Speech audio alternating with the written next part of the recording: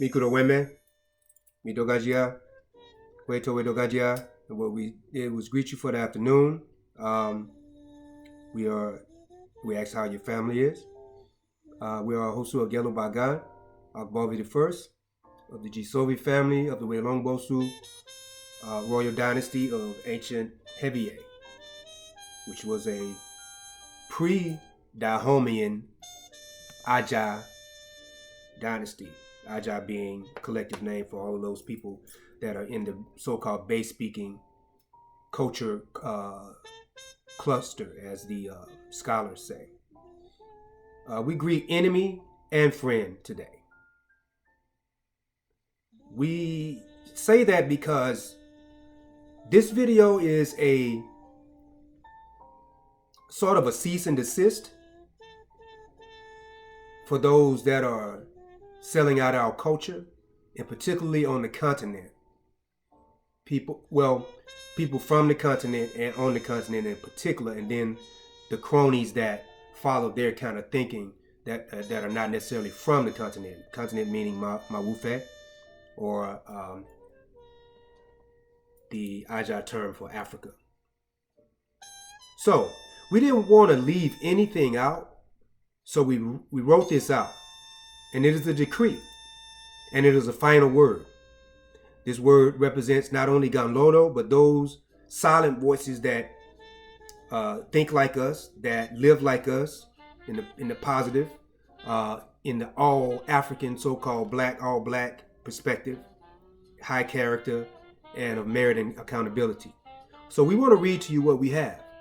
We don't want to miss anything. Pay attention.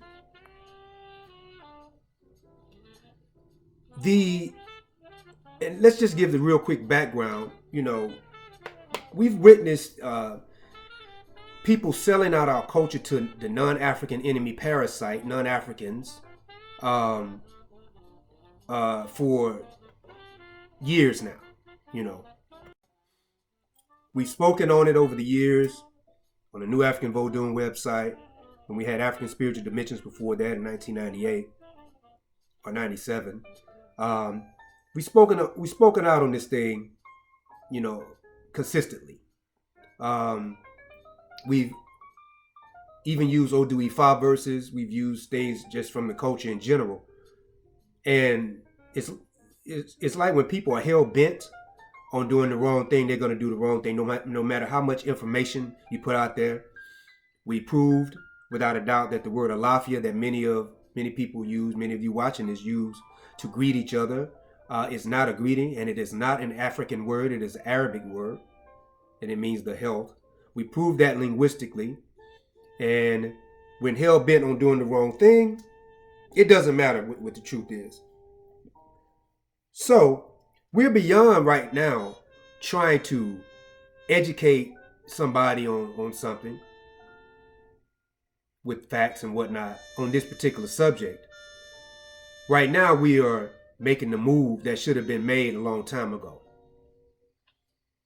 And this decree is about the people in particular southern Benin and southwest Nigeria, the Aja people in southern Benin, or what many people call the Fon people, Vodun practitioners there, and the Yoruba people who are in the Isheshe tradition, so-called Yoruba tradition, as some people say, Yoruba religion, or Orisha tradition, or whatever. Those people that are from the continent and on the continent who are selling our culture to non-African people. Here is our decree. And we're going to give a background, and we're going to give the final decree. And it's binding. So with that background, you understand where we're going. This is to the continentals, those on the continent and from the continent. They may be here, or Brazil, or wherever they may be, you know, born and raised there and whatnot. This behavior that you have been engaged in since our people have made a great surge to return to their original African tradition did not start with us returning, which started officially like in the 50s, and it got more solid in the 70s, and then it got known to people from the continent in the 80s on a larger scale. But it didn't start there. This goes back to the people that you probably descend from, who hunted down and captured my ancestors and sold them to the Oyimbo. This goes back to Dahomey King Gezo, who prided himself on being the first Dahomey king to marry a so-called white woman, a Yovo. It is because of Gezo that there are so-called Christian Vodun shrines in southern Benin to this date. This goes back to the Congo kings who wanted to prove to the Portuguese that they could be Portuguese also by setting a precedent of giving themselves Portuguese names upon making it to the throne. Thrones often manipulated by the Portuguese themselves. This goes back to the Ouida king Hufon, who cooperated with the Europeans. This goes back again to Gezo, who gave a Portuguese degenerate by the name of Felix de Sousa. Never forget that name if you're a new African person. Felix de Sousa supreme rights to capture and sell African people, some of them being his own Dahomey people. Gezo did that. This goes back to Dahomey kings like so-called Agonglo, the so-called king. We say so-called, because how can you really be a king and do this? Agonglo, who reigned from 1789 to 1797 in Dahomey, who gave 4 little 10-year-old girls as gifts to the degenerate, pedophilic, and dissexual, so-called homosexual Portuguese as gifts. He sent emissaries over there, right? One of the reasons he sent the emissary, he wanted to be taught in the Portuguese ways. But he sent gifts. And part of the gifts was 4 little 10-year-old, and they would, according to the reports, they didn't have any clothes on. We are making this decree based on the fact that there is no turning back at this point. There is no hope for you. You refuse to change your ways. We're talking about you, the ones on the continent and from the continent, Yoruba and southern Benin people in particular. And by extension, we're hearing a lot of the Afrikan from the continent are selling out too. So this goes for all of y'all. This is who we're talking to when we say you refuse to change your ways. Your sellout degenerate behavior is consistent. We'll give you that. There is no meeting ground, though, for us anymore. You have declared war on the deities and the descendants of those Africans, like ourselves, like me, who were sold into captivity and ravaged by some people you probably descend from, first in Mawufe, that is Africa, and then to be done the same for the rest of their lives in the Americas where they were sold to. In particular to the Yoruba and the Aja of southern Benin. To the Yoruba, you have taken advantage of the thirst of my people here in the Itankale. Itankale is a Yoruba word that means spreading. This is a term that is used for diaspora, if you will. But this is our own African terminology to refer to our own experiences. Itankale, Itankale, for those new Africans that want to know how that is spelled. You have taken advantage of that thirst. At the same time, while at the same time wholesale selling out the culture to the non-African enemy parasite. The same enemy that kept my ancestors in captivity, and the same enemy who, after you sold your birthright and your people and your resources to them, turned around and colonized and ravaged you. Salawa, the concept of karma in the Vodun tradition. You are selling and giving titles to these non-African criminals. When we say non-African, we're talking about all non-Africans you have sold our culture out to. We're not just talking about Europeans. Even though within the past 500 years, the European has been our primary outer enemy, followed by the so-called Native Americans, so-called Indians, who often hunted down and captured runaway Africans and sold out the African maroon locations. Thus, many Africans having to be put back into so-called enslavement because of these Indian so-called slave catchers. But they weren't capturing slaves. They were hunting down captives. They were hunting down sovereign people, as a matter of fact. Another quick note. Stop lying about the word Oyinbo. Stop telling the European that the word Oyinbo simply means foreigner. We've heard it all. You know, the word that's closest to foreigner in Yoruba is Alejo. There are other words for it though. Oyinbo is not one of them. That is a term that, due to the prophetic nature of our culture, that it was given to our people hundreds of years, probably thousands of years before they actually ran into the Oyinbo. This was to let you know these are the people, they're coming. And Oyinbo, what's interesting is that many of the Oyinbo that call themselves practicing African traditions, they have a so-called Yoruba name and then it'll be followed by Oyinbo. And sad, well, not sad, it's funny actually. Not sad at all. It's like it's like African people calling themselves nigger and don't know what the word nigger means because somebody done told them it means something else. The Yoruba need to stop playing with these people. Tell them what it means.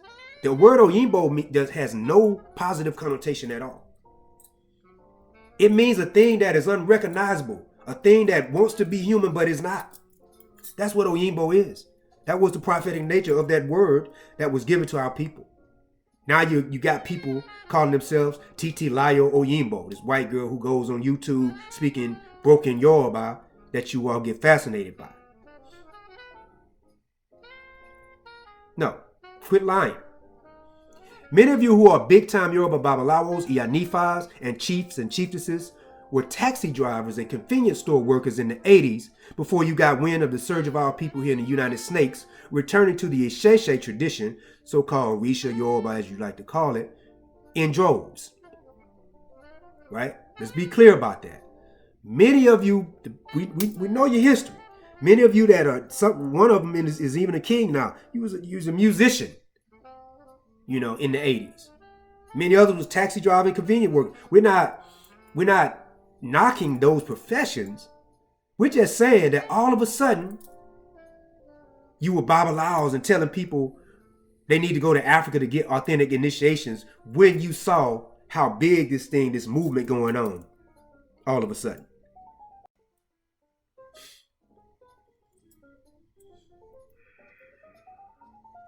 You know, now the question is, where were you in the 60s and 70s when we were struggling for our lives?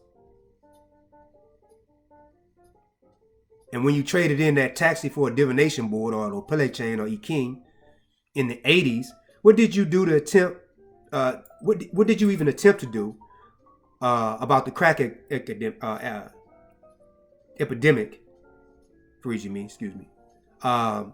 versus telling people they needed to go to Africa to get initiated and telling everyone you came in contact with that they were of Yoruba descent, which was most often made up by you to create an allegiance, a misguided allegiance. Currently, the cultural ambassador for the Kingdom of Oyo is a Portuguese woman. Look that up on YouTube. You forgot her name. A few years ago, they had so-called Ifa conference at Harvard.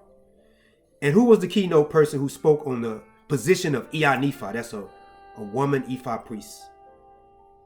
Who they had? Who was the person that spoke? Some of you watching this may remember that, may know about that.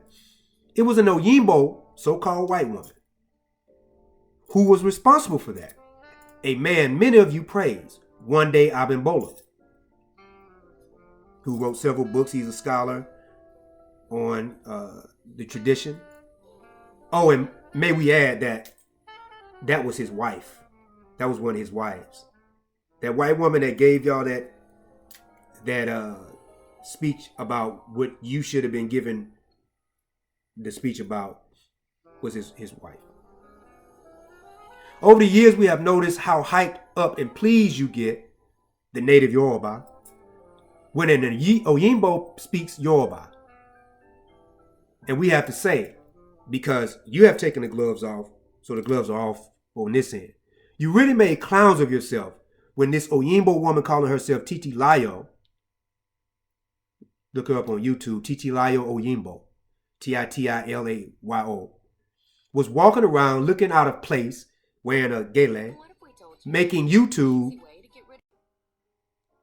Sorry for the technical difficulties. This Titi Layo Oyinbo, as she calls herself, walking around places like Brooklyn and different places, making YouTube videos of her speaking, quote unquote, Yoruba to Yoruba people. We saw it recently again with this gay white Puerto Rican guy, Nathan Lugo, who calls himself Aikulola, who was given a high-ranking chieftaincy in Oshogbo. When he was speaking to a crowd full of Yoruba people, he was the only Oyinbo in. No, there were like maybe 2 more Oyinbo in there. Those Yoruba acted like they had saw a Rumala descend to earth from the sacred palm tree, from the sacred chain from heaven, as it says in the Odu Ifa. And the caption on the video was, on the article was, he speaks it better than us Yoruba. To the Àgèlògbàgàn Vodun people of southern Benin, you have been doing the same things your ancestors were doing when Ouidah was the biggest or next to the biggest captivity port in the world. We use the term captivity instead of slave or slavery. Captive instead of slave, captivity instead of slavery. Slaves do not want to change their lot. Captives are always thinking and trying to get away. Thinking of ways and trying to get away. Our ancestors, 99% of them were captives. They were not slaves. And that's another thing you need to cut out in Benin. Put all that slave talk over there in Badagry in southwestern Nigeria. Quit using that term slave. If anybody's a slave, it's you. And back to Benin, one thing you need to do is stop using those made up terminologies and bringing them into Vodun. Another thing you need to stop doing those fake roots readings. None of you are trained to do roots readings. That was and is a new African invention, and not one person from the continent, period, has been trained in that science, especially anybody from Benin or Nigeria. That is a new African thing that we took into our own hands and realized that we needed a system building upon the ancient system to know who we are. Cease and desist that. Like the Yoruba, you have been consistent sellouts since many of your ancestors started selling our ancestors in the Itankale into captivity. You're selling titles to Yovo. You're rewarding descendants of captive raiders and sellers. This was done when we saw a recent article of the so-called king of Abomey, who honored the new Chacha of the infamous De Sousa family. Now, Felix De Sousa was, as we mentioned earlier, we mentioned him, and he was probably as an individual, the largest captive trader in the history of Africa. He was a non-African, he was a Portuguese person. He was allowed to live in Dahomey, and not only allowed to live, he was allowed to do major business, and his protector was Gezo, the King Gezo, right? Chacha is the title that his family holds, sanctioned by the King of Dahomey. These were the so-called slave traders. Now, this man is honoring this when he honors this new Chacha.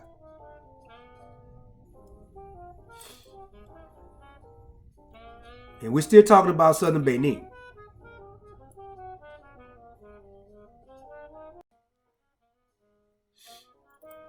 You have been consistently co-opting Hindu culture and lying in the name of Maulisa and lying on the deities, saying that these foreign Hindu deities are Vodun deities. This is absolutely false.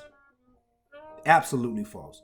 No Hindu deity will speak to an African, just like no African deity will speak to an Indian. But no Hindu deity will speak to an African, even if they have lost their minds like you all have done in Benin. So no matter how crazy you get, you still, no non-African deity speaks to you.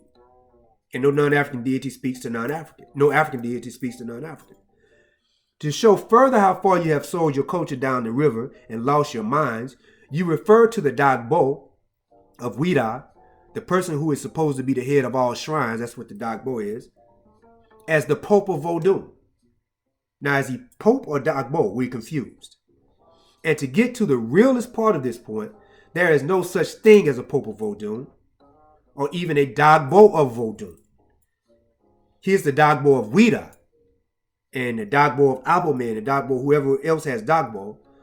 But in particular, the Dagbo of Wida, who descends from a line of other Dagbos who were completely part of the ritualistic and monetary aspect of selling our new African ancestors into captivity. Y'all ever heard of Zoma? Z-O-M-A-A. Zoma is an Aja word which means where the light does not go. It is the place in southern Wida near the beach where our captive ancestors were taken, and the so-called priestesses would do sacrifices and other rituals to make our ancestors forget what happened to them. And also this was to make sure the soul of these people didn't come back and hunt Dahomey.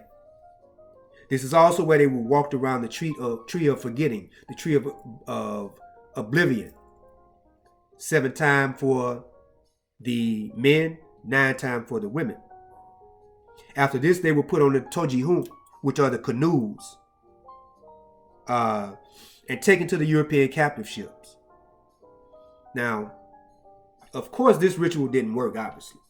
You know, we look at the state of West Africa and whatever rituals they did to keep these ancestors from coming back to hunt them didn't work. It probably, you know, made it even, it probably expedited them coming back.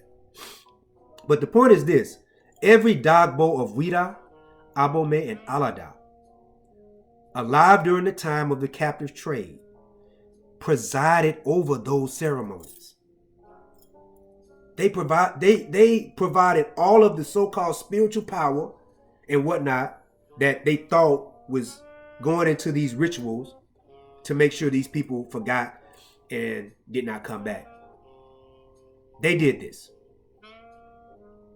So the question to the Dagbo of Wida should be, what is in particular, because that was the port, what in particular is he going to do about that? And we could tell you nothing. Lip service at best. You know, in southern Benin, they're a little bit better with the lip service than they are than Nigeria. You don't hear the Yoruba apologizing too tough for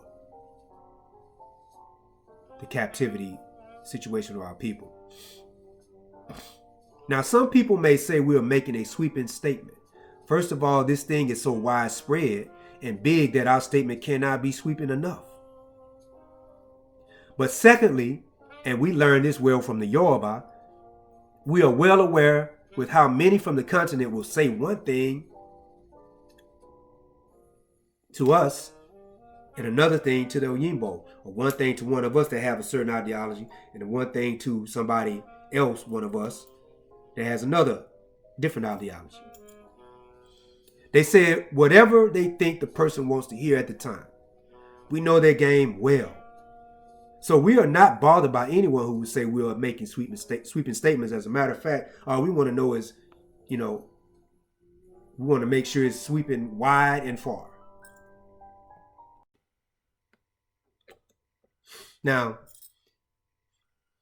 you guys, Yoruba and Ajafon in particular, and Akan, make it clear that you will not stop calling the names of your degenerate African captive hunting and selling ancestors.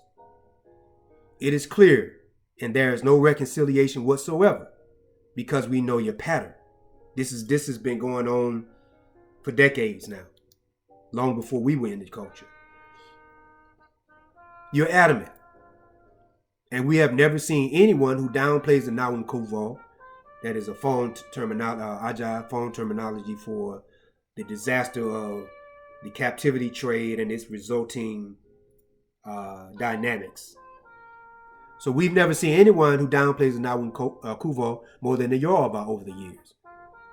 What we see and are speaking on in this particular case It's consistent and is not going anywhere. So those that have a problem with this video obviously don't know history. They don't know about how long this has been going on. That's why we keep saying this is going nowhere. You know, and so we realize that now it's time to speak, move on in another way on it. To the Yoruba and Fon, no matter how many antics you pull, there is no way that a non-African can receive a deity. Period.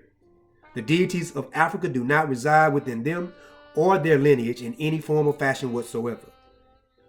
To some, that in itself is a relief. To some of you watching is like, well, yeah, good to know that. But what about the issue of these people, these foreign Yoruba, these Akan people and whatever, and a lot of people going to South Africa to get initiated into the Zulu tradition. What about the issue of these people on and from the continent who roll out the red carpet for these Oyimbo, this non-African enemy parasite, often while they have you staying in very meager accommodations? So even if they can't receive the deity and their initiations are fake and all of that, what about the fact that these people are still getting the red carpet put out for them? And many of these people descend from people that were doing something very similar to your ancestors. Now this message, brief message right here, is to New Africans. You need to know that your ice is just as cold as Yoruba or Fon or Akan or anybody from the continent's ice. They do not have a monopoly on culture or spirituality. You have competent priests, medicine men and women, chiefs, chieftesses, and even royalty born and bred right here in America. Trained right here in America. And who live right here in the United Snakes of America. Wherever you may reside. It could be in London or Jamaica or Brazil. You're still a New African. Because your experiences of the Itankale, the so-called diaspora. Your divinity and collective history is just as important. But then again, maybe this is for another video to go further into that. So we said all of that to say this. This is our decree. Finally, we at the Monarchy of Ganlodo, a Maroon monarchy that has held consistently to a policy of high character, merit, accountability, family development, nation building, and a strict all-African, so-called black, policy decree. Whereas continental Africans that practice indigenous African traditions, this message being more specifically for the Yoruba and the Fon in particular, and the Akan because of the popularity of those traditions, have been selling out our people and our culture to the non-African enemy parasite, and showing no actions to right their past and current wrongs, which are one and the same actually. Showing no actions of cultural or spiritual reparations towards New Africans of the Itankale, while in fact ramping up the speed at which they give titles, priesthood, spiritual work, and the like to the non-African enemy parasite. You are now the Yoruba, the Akan, and all those other popular chiefs and priests and kings and whatever, and queen mothers from Akan land and from the continent and living on the continent.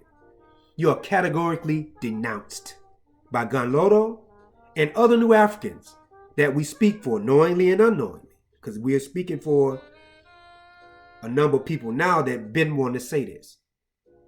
You're denounced for your regressive, degenerate, and anti-African ways of selling our culture and our people out.